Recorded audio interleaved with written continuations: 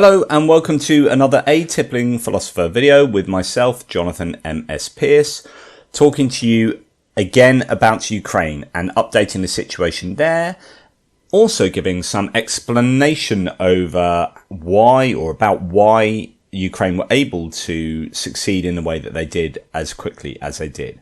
So let's get to the update, which is not a huge update because not a lot has happened. And the reason why not a lot has happened is that they have basically taken control or liberated most of the Kharkiv region up to the Oskil River. And the Oskil River is a natural sort of boundary for them to sort of maybe take a breather or for the Russians to get some kind of defensive line. And we'll talk about that a little bit more in a second. But one big difference that has taken place is that as you can see by this ISW, Institute for the Study of War map, is that the Ukrainians have liberated the border area as well as all this area further down south in this northeastern region. So you've got Izium here that is now liberated. You've got Balaklaya, and you've got Kupiansk, which is actually sort of contested, or the Russians are on the eastern side. But right up north, the Ukrainians have pushed back the Russians to the border again, which is vital because Kharkiv is within artillery range. Now, it's still within range from missiles over the border, and that's a different kettle of fish. But it's really important to clear the Russians away from Kharkiv because it's getting sort of nightly attacks from the Russians. Now, it has to be said that it appears that the Russians did a retreat from these regions rather than being sort of pushed out as actively as they were down in the southern parts of the Kharkiv region. But either way, the Russians are now out of this huge area and right back to their borders, which is fantastic news for the Ukrainians, and they can now establish, control over these areas. A lot of these border towns that have been liberated, they're now ghost towns anyway, or villages, I should say. So, people haven't been living there under such officious occupation. So that's really the situation in the Kharkiv region. Now, Kupiansk is, as I said, still contested on the eastern side, and there are sort of elements of the Russians putting a defensive line up the other side of the Oskil River. So the Oskil River isn't a huge river, and it is at this time of year and with the weather we've had, it's fairly low, but there are still wetlands there. It's fordable, but it's still a natural barrier. Some places will be more difficult to cross than others. But this is where a sort of natural defensive line is being built up by the Russians, and the Ukrainians are I suppose, taking a breather and building up an offensive line. There have been attempts down here to make a little bit of headway, but it's going to be about Kupiansk, really. Now, ideally, what the Ukrainians would have wanted is, while the lightning counteroffensive was taking place going eastwards from Kharkiv, this attack into Lyman, where they've formed a bridgehead across the Sieverodonetsk, across this river here, which sort of goes, if you follow my cursor there, sort of like that. They've actually got a bridgehead the other side of the river into Lyman, and realistically, or not realistically, they would have, ideally, it would have been able to continue up here to cut off the retreating troops, because loads of the troops were able to escape to fight another day for the Russians. They'll obviously need equipment, and that's a big problem for the Russians at the moment. But they got bogged down a little bit in Lyman, and so therefore, this area is still under Russian control. You can see there are areas of partisan activity going on, and Lysychansk is also starting to be contested. So this is a key area now, because if they lose this kind of area here and into Luhansk, you've got a problem for this whole easterly front line going south through Donetsk. because, if they are able to make headway up here, then they can flank the Russians, and that causes them a real headache. There has been so much equipment left behind in Izium and other places, but particularly Izium, that Ukraine weapons tracker, who is tracking all of the lost and destroyed and damaged equipment, has had to say, no, we have tried to avoid posting anything above what that was already seen, but the sheer quantity is so high, there is likely to be some duplication that we missed. Apologies. So they're apologising because, and you should go out and go and check the Twitter threads that Ukraine weapons tracker produces. The sheer volume of equipment that the Russians are leaving behind is phenomenal. The numbers are staggering. This is a huge logistical loss, and really degrades the Russian capabilities. And we talked about that in the video yesterday.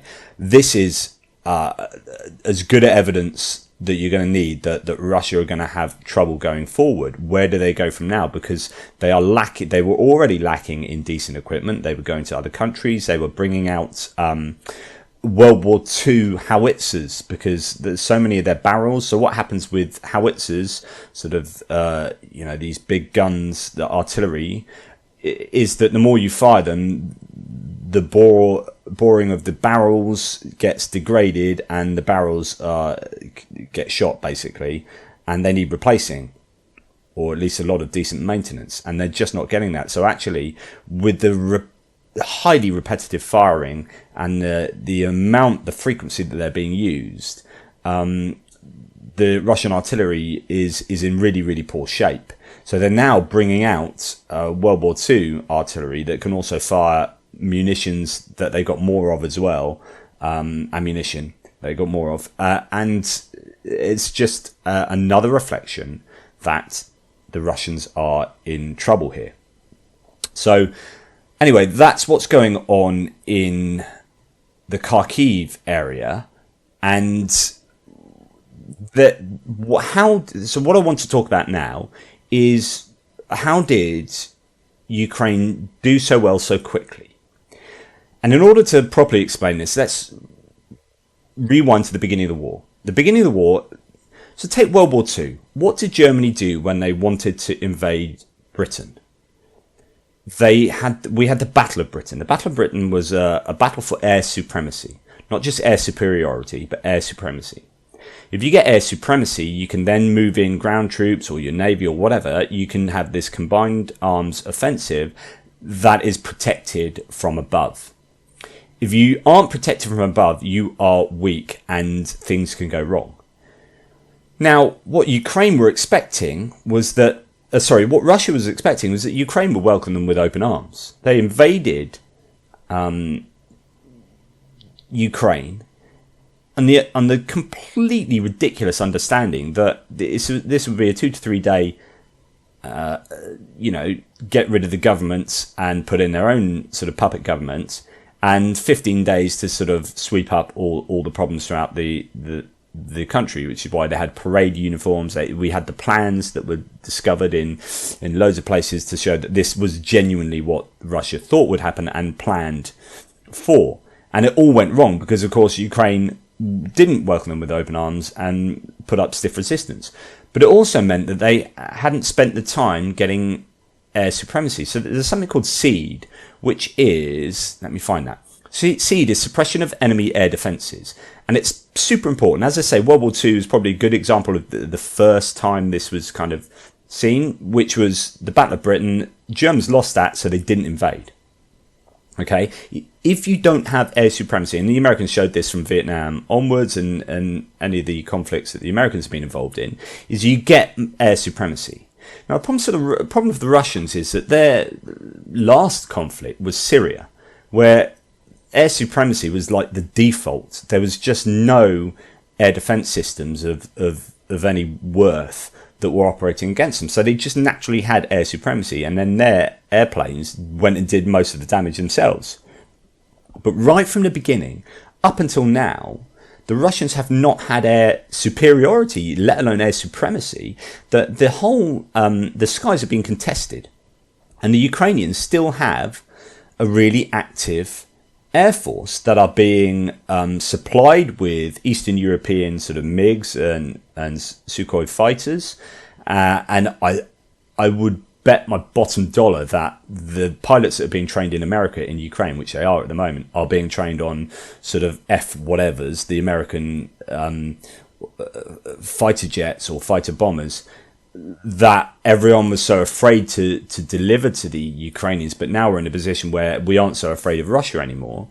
That could be an eventuality. But anyway, SEAD is something that the Russians really didn't do.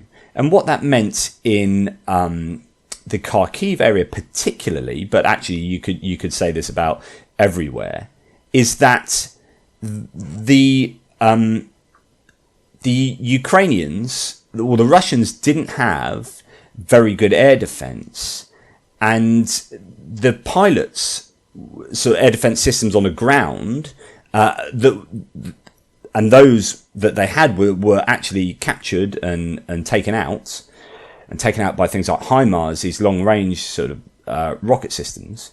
But the Air Force themselves were really, really afraid to get too close and too involved. So what the Russians have been doing a lot of is using dumb munitions rather than guided munitions, because they basically don't have. Whereas America, for example, I think uses 10% dumb munitions and 90% guided, because you want precision, and yes, it's more expensive, but it's better, more efficient, etc., etc. The Russians had 10% guided and 90% dumb, and they used up their guided munitions pretty quickly. It ran out of them, couldn't make them anymore because of sanctions on chips and whatnot. So they were using dumb munitions, and that's really dangerous because you have to get in close and drop them, using basically your eyesight or whatnot. Very much a sort of rudimentary form of bombing compared to what the capabilities are in modern warfare. Now, what the helicopters and airplanes are doing as well is basically firing rockets off from a long distance, because they don't want to get too close to drop bombs. So they're firing rockets off, and they just hope that the rockets hit in the right place. So some of the helicopters are actually lifting up their nose, firing so they can get greater trajectory, so the rockets can go further. And it means they're firing these rockets, but they're basically fairly blind, and then they can do that from behind their own lines. And that's why there's such widespread destruction that is causing damage to civilian infrastructure and so on and so forth, is because they're firing these things blindly. So what a part of this, the success of the Ukrainian attack has also been because they have something called the Gepard, which is, and they've been given 30 of these, or pledged 30 of these. I don't know how many are actually there now, because they need to be trained on them. But there has been a rumour coming from the Ukrainians that this is actually one of the reasons why they did so well in attacking in the Kharkiv counteroffensive. And the reason is these Gepards, look, you're thinking, well, what's going on here? These are just autocannons, 5 kilometer range. What's so good about that? Well, it's not actually really the cannons that are the advantage. It's a radar system on board. So if you have a network of these working together, you've got a network of radar giving you great advance warning of enemy aircraft coming to attack. So whereas if you've got a manpad, which is one of these sort of shoulder-held rocket launchers, surface-to-air missiles, you really have to wait until you see the plane or the helicopter, and then get a lock on it and fire at it. And it might be quite difficult to do that if you're traveling in a vehicle, you're bumping up and down, you've got to stop, sort yourself out, and then it's gone. A system of these Gepards have produced a network of radar that they can then, use to attack these planes. But they can also use the autocannons, and autocannons are great because the planes and helicopters can't set off flares to distract the missiles, and they still got 5 to 6 kilometer range, and they can also I think target using the tech on board. So these are actually much more useful than people were originally thinking, and the Ukrainians knew this, and they were pretty excited about the radar. But even the autocannons are useful. And turns out, someone was telling me that in the Falklands War in 1982, they put autocannons in places to fire at the Argentinian aircraft because they didn't like getting these tracer bullets fired at them. You know, it's almost more scary and more. I don't know. Maybe there's a lot more random going on, and it's the fog of war and everything. Whereas if you got one rocket following you, then you got more control over that situation or whatever. So they found it was really effective to put that to use them to make the Argentinian pilots scared to engage. And it's exactly the same. So the Russians apparently have been scared to get engaged because of the air defense capabilities of the Ukrainians. And because the Russian Air Force were afraid to get involved,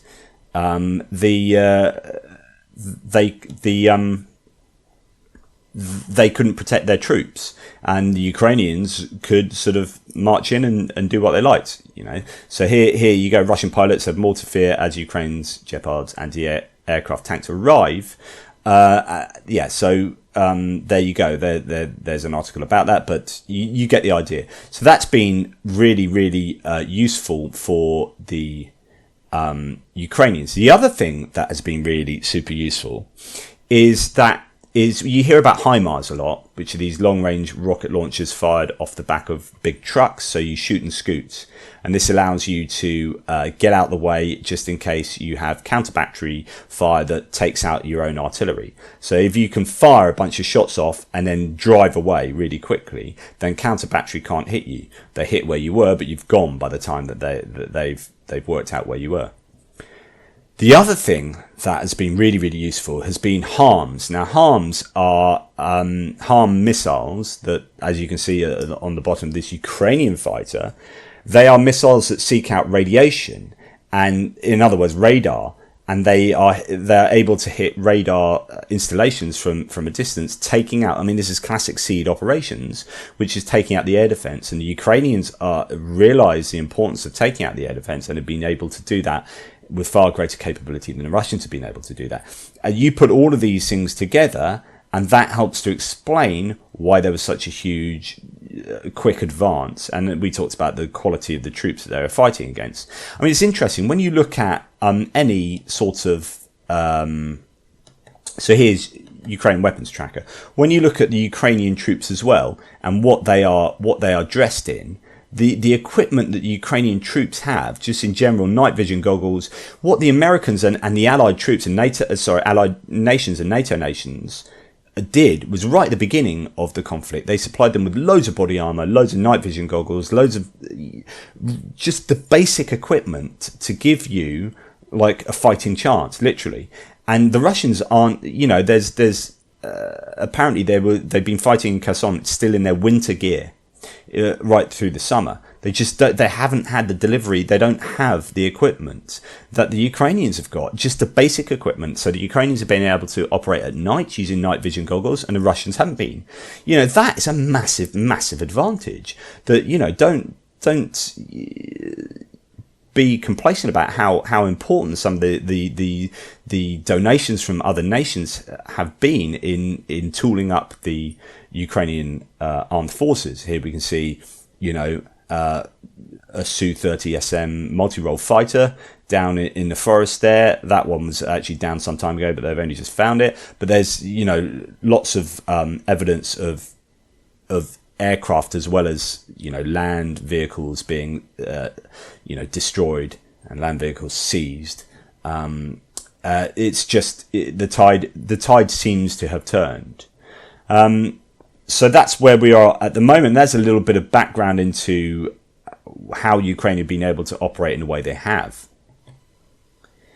Now, to bring us back to talk about Kherson, because I think you might see a switch now to focus a little bit on Kherson. I don't know how quickly things are going to materialize up in the Kharkiv Oblast and going into Luhansk. That might stall for a bit, or they might continue to make progress. We'll wait to see. But down in Kherson, this is from the Kyiv Post. Ukrainian official has said some units of Russian soldiers located on the right bank of the Dnipro River in Kherson Oblast are trying to negotiate their surrender. Just to let you know, Oblast is the Ukrainian sort of term for the English would have a county or region. Maybe in America it would be a state. So that's what an oblast is. Now, the right-hand bank of, let's find the right map, of the Dnipro River. So this is the Dnipro River down here, along which the Ukrainians blew up a bunch of bridges, and they are continuing to hit those bridges even today to give the Russians no chance of repairing them. And they are continuing to hit pontoon bridges, which the Russians are trying in vain to build across there, and ferries and ferry terminals. So they are making sure that the Russians cannot get across to resupply. So what's happening here is slowly, the Ukrainians are squeezing the Russians to the point that they're becoming more and more concentrated. But they won't be able to escape in the way they have escaped up in Izium and Balaklia, where they just run away. That just won't be able to happen. So there's been talk, and I mentioned that in the last video, of some negotiations going on. And then if the Kiev Post is correct, people on the right-hand side of the Dnipro River, that's fascinating. So that's, the right-hand side. So this is the Dnipro River here. So if they're negotiating this side of the Dnipro River, what has happened? What is going on? Obviously, that's just a rumour. That's a bit of hearsay, but it's certainly something to watch out for. And it's pretty worrying for the Russians. Here, Philip O'Brien, who's a great commentator, I'd really advise following him on Twitter. He said 5 hours ago, don't forget Kherson. The General Staff of Ukraine update this morning shows that the Ukrainian plan of accelerating the attrition of the strong Russian forces sent there continues at a frightening pace for the Russians. And again, this is from the Ukrainians, so take it with a pinch of salt. After the successful actions carried out by the defence forces in the Kherson direction, the enemy suffered significant losses in manpower. According to available information, the 810th Separate Brigade of Marines, point of permanent deployment in the city of Sevastopol, which is in Crimea, lost almost 85% of its personnel. The rest of the servicemen have an extremely low morale and psychological state. They massively refuse to return to the combat zone. Don't underestimate how psychological warfare is. You'll have 6 days of nothing happening and then everything happening all at once. And morale, they talk about being a force multiplier, which means it is worth so much. And as I said before, the Ukrainians have something to fight for. The Russians don't even know why they're there particularly. What are they fighting for? Putin's desire for narcissistic, imperialism. Whereas the Ukrainians are fighting for their nation, for themselves, for their freedom, for their national identity. They're fighting for so much more, and so their morale being higher will mean they're going to fight harder and fight for longer and not run away as quickly and as easily as the Russians. And just to let you see this is quite quite incredible actually. So these are Russian aircraft taking off. And is this a sign of maintenance? One stalls doing a bank, the one behind stalls midair, one of its engines appears to stall, and then bosh, there it goes. And that's the end of that. So, maintenance. There's also a thing about NATO air pilots have had so much more air time experience. Like Russian pilots don't actually get that much air time. Possibly because it's too expensive to fly the planes in the air all the time. But NATO have a set amount of hours they have to do, and the Russians is far less than that, far less. Anyway, that's just an aside. Something else I wanted to talk about, the last thing I want to talk about is this. And this is just an example of kind of what's going on in Ukraine, in Russia at the moment. So these are signs of some factory that some people are saying can make components for weapons, for armaments, and this particular factory is in Moscow, in Volokholamsk, in Russia. Now, Tim White, who's someone I follow on Twitter, he uses a hashtag quite often of Russia on fire, hashtag Russia on fire. Now, why this is interesting is that over the last 6 months, there have been so many fires in Russia, down to people even sort of blowing up or throwing Molotov cocktails at army recruitment centres, all sorts of stuff going on. There is a lot of saboteur activity taking place in Russia, Belarus as well. The railways in Belarus that were used to supply, so Belarus is up here, used to supply weapons to the Russians in Ukraine. So they come through Belarus, and they were sort of coming through over the borders, but then obviously, when they got beaten back, then they'll be coming back through Russia now. So there were loads of railway saboteurs working to sabotage the railways in Belarus, but that's also been happening in Russia, and loads of fires. So if you follow the Russia on Fire hashtag, there are just daily, and it can't be coincidence. You just can't have that many fires in these huge places that are taking place in Russia. There is stuff happening in Russia that we don't necessarily see on the news, but it is happening. What we have seen on the news is Russian saboteurs working on their railways. So only last week there was it 100 kilometre of railway, or certainly a lot, or 100 metre, I don't know. No, 100 kilometres is crazy. 100 metres of railway, sorry, that was sort of destroyed, and a huge huge train with a set of wagons was derailed, and it was carrying fuel. And that is another example of the activity that's taking place in different parts of Russia, and sometimes really far in the east of Russia as well. Because a lot of the eastern regions are getting a lot of recruitment drives and have had to supply a lot of troops, and I think the statistics are really bad for like the poorer people in eastern Russia, as being overrepresented of people who have died in the Ukraine war. And so, anyway, there's saboteurs are playing their role in this. There's that famous, I don't know if you've seen that, but there's a video that has been posted on social media of someone Molotov cocktailing a Russian army recruitment center, I think that was, and lots of different examples of that has been happening for 6 months now. And I think up in the first 3 months of the conflict, I think there was something like 69 railway sabotage incidents in Russia. Yeah, so don't think that it's all just happening in Ukraine. There is stuff going on in Russia as different people are showing how unhappy they are. But anyway, that's a little background into how important air supremacy is. I don't know why Russia decided to keep going with this war without air supremacy. It's just been insane. So, Ukraine have been able to do far more than really they should have done, because Russia should have taken out the air defences of the entire of Ukraine in the first 3 to 4 days. And they utterly failed. They bombed some airports, but they didn't destroy all the planes. And in fact, something like at the time, I think 85% of the Air Force was still functional. And obviously there's been attrition since then, which is why they need to continue to train up new pilots and get in new hardware from abroad.